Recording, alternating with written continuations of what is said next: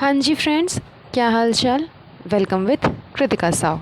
तो जैसा कि आप सभी लोगों ने चबूतरा का सेकेंड लास्ट व्लॉग देखा होगा एंड इसके सेकेंड लास्ट व्लॉग में इतना कुछ अटपटा था, इतना कुछ अजीब था कि मुझे समझ नहीं आ रहा कि आखिर इसने इस तरह की चीज़ें क्यों की। इसके पास में दिमाग नहीं है, सेंस नहीं है, कॉमन सेंस नहीं है, या फिर ऊपर का इसका पूरा माला खाली है। क्योंकि जिस तरह की हरकतें इसने की, ये तो बिल्कुल भी एक्सपेक्टेड ही नहीं थी। इतना कॉमन सेंस तो एक छोटे बच्चे में भी होता है कि सिचुएशन कैसा है एंड उस सिचुएशन पे हम क्या कर रहे हैं। जैसा कि आप सबको पता है कि गुटखा किंग की जो सिस्टर है, उनके ससुराल में उनके ससुर की डेथ हो गई है एंड इसी रीज़न के वजह से ये दोनों मियाँ बीवी यानी कि चबूतरा एंड गुटखा किंग दोनों मुंबई से मौदा गए थे। एंड इस चीज़ को गुटखा किंग ने अपने व्लॉग में बताया भी था। अपने व्लॉग में, चाहे चबूतरा के व्लॉग जो भी आप कह लो, उस व्लॉग में बताया भी था कि आज हम लोग दुख में मौदा जा रहे हैं। हमेशा खुशी में जाते हैं लेकिन आज दुख में जा रहे हैं। लेकिन दुख नज़र कहाँ आ रहा था?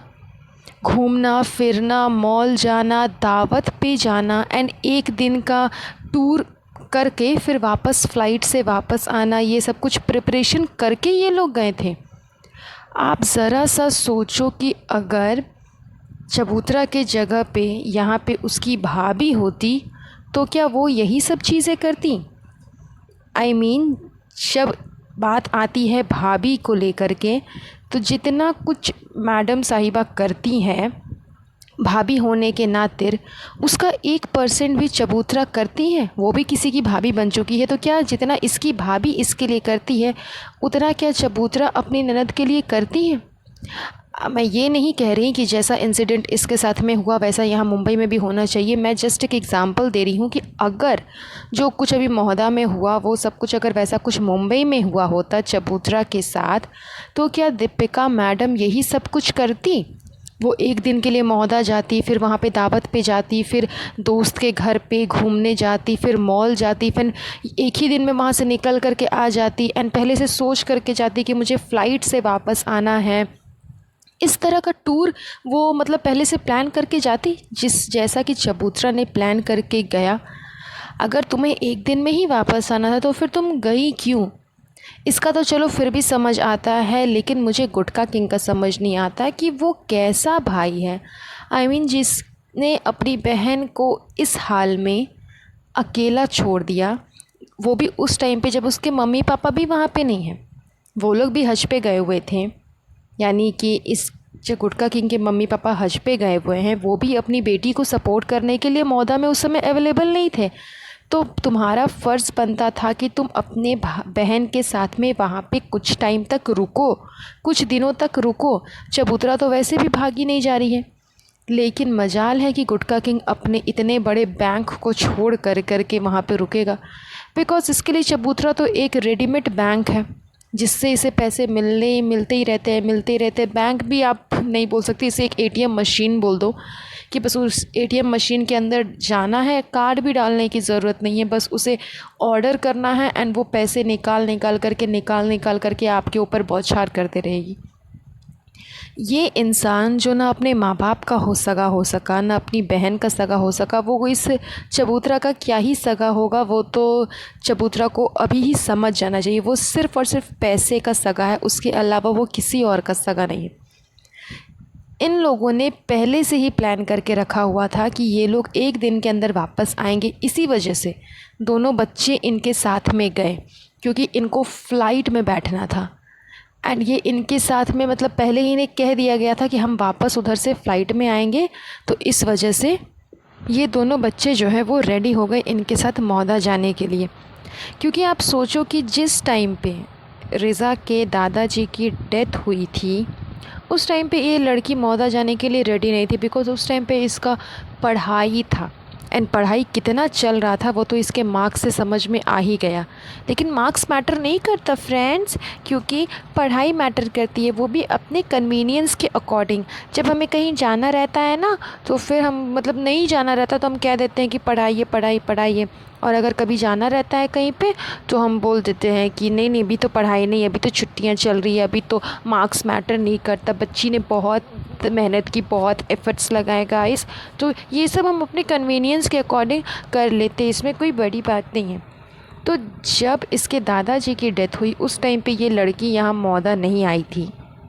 तो फिर आज अचानक सडनली इसे अपनी दादी से मिलने का इतना क्या मन हो गया कि स्पेशली ये मौदा आई अपनी दादी से मिलने के लिए। तो ये सब कुछ सिर्फ़ एक नौटंकी है व्लॉग में दिखाने के लिए कि वो अपने ग्राउंड से कितनी ज़्यादा अटैच्ड है, कितनी ज़्यादा डाउन टू अर्थ है, जबकि ऐसी कोई बात नहीं है। ऐसा नहीं है कि मुंबई में गर्मी नहीं है। आपने देखा होगा कि रिज़ा जैसे ही बैठी हुई थी नीचे ग्राउंड फ्लोर पे, वहाँ भी अच्छी खासी एसी लगी हुई थी, बट फिर भी ऐसे दिखा रही है जैसे कि उसे कितनी गर्मी लग रही है, कितनी गर्मी लग रही है। बेचारी ने कुछ खाया नहीं गर्मी की वजह से। अरे चबूतरा, तुमने उसे कुछ बना करके दिया ही नहीं खाने के लिए। आई मीन दोपहर के टाइम पे 2 बजे कोई दूध और बिस्किट खाता है? वो बच्चे बाहर से सफ़र से आए हैं, उन्हें भूख लगी होगी, तो तुम्हें तो मतलब उन्हें कुछ बना के नहीं दे सकती? एक नॉर्मल रोटी तक बना करके नहीं दे सकती? नहीं बना सकती रोटी, कम से कम ब्रेड में बटर लगा करके दे देती या जैम लगा करके दे देती, कुछ भी दे सकती थी। लेकिन दूध और बिस्किट, उससे क्या बच्चों का पेट भर जाएगा? एंड फिर इसने ऑर्डर कर दिया गुटका के को कि तुम जाओ जा कर के लस्सी लेकर के आ जाओ। बेचारी रिज़ा को बहुत गर्मी लग रहा है, जैसे कि मुंबई में तो गर्मी पड़ती ही नहीं है। मुंबई में तो 24 घंटे बर्फ़ ही बर्फ़ गिरते रहते हैं। घर के अंदर एसी में बैठे होने के बावजूद रिज़ा को इतनी गर्मी लग रही थी, लेकिन वही बाहर घूमने फिरने जाने के समय में उसे गर्मी नहीं लग रही थी। जैसे बाहर का टेम्परेचर तो बहुत ही ठंडा था। मतलब इतना ओवर एक्टिंग कर कर के दिखाना जैसे कि बेचारी को मौदा सूट ही नहीं करता, जबकि इनकी जन्मभूमि वही है, कर्म भूमि वही है, लेकिन फिर भी ऐसे दिखाते जैसे कि कहीं बहुत दूर से, बहुत विदेश से आई है, कहीं की मतलब महारानी वगैरह है, कि बेचारी को हल्की सी भी गर्मी बर्दाश्त नहीं हो रही है। तो खैर चबूतरा ने भी इन्हें कभी सिखाया नहीं है कि किस तरह से अपनी जन्मभूमि की इज़्ज़त की जाती है, बिकॉज़ उसने खुद कभी नहीं की है, तो इनको क्या ही सिखाएगी। एंड ये सब चीज़ें शुरुआत से बच्चे करते आ रहे हैं एंड इनको बढ़ावा दिया जा रहा है, शुरू से ही बढ़ावा दिया जा रहा है। तो ये सब तो खैर इसके व्लॉग में देख कर के मुझे सबसे अजीब लगा कि यार गजब की औरत है ये, कि किसी के मैयत पे आई है एंड इस तरह से घूमना फिरना दिखा रही है। उसके बाद में गिफ्ट लेकर के जा रही है रुखसाना बाजी के लिए। मतलब पूरी गर्मी निकल गई। गर्मी तो मई के टाइम से ही स्टार्ट हो जाती है। मई क्या, अप्रैल स्टार्ट होते होते ही गर्मी स्टार्ट हो जाती है।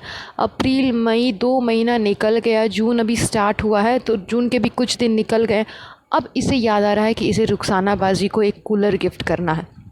मतलब इतनी गर्मी निकल जाने के बाद, तो ये सब कुछ इसे अभी याद नहीं आ रहा। ये सब कुछ ये देख करके कर रही है। एंड किसको देख करके कर रही है?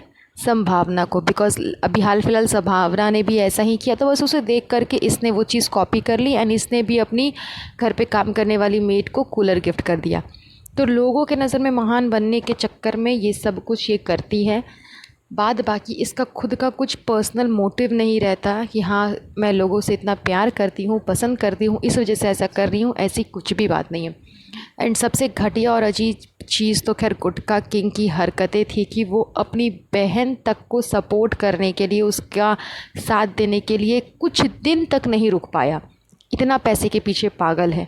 तो खैर इनकी आदतें, इनकी हरकतें ना तो आज तक सुधरी है, ना कभी सुधरेंगी।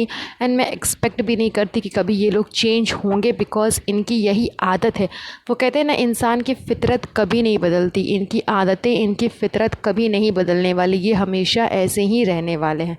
आई होप कि आप लोग भी इस चीज़ से अग्री करोगे कि किसी के भी दुख में लोग इस तरह से नाचते गाते, घूमते फिरते, मॉल जाते या फिर दावत पे नहीं जाते हैं। बस चलिए, आज के इस पॉडकास्ट में इतना ही। बहुत जल्द मिलूँगी आप लोगों से मैं एक नए पॉडकास्ट पे। सो गाइज़, आपको आज का ये पॉडकास्ट कैसा लगा प्लीज़ मुझे कमेंट करके ज़रूर बताइएगा। एंड साथ ही साथ चैनल को सब्सक्राइब ज़रूर कर दीजिएगा। तब तक के लिए अपना ध्यान रखिएगा। Have a nice day. Bye bye.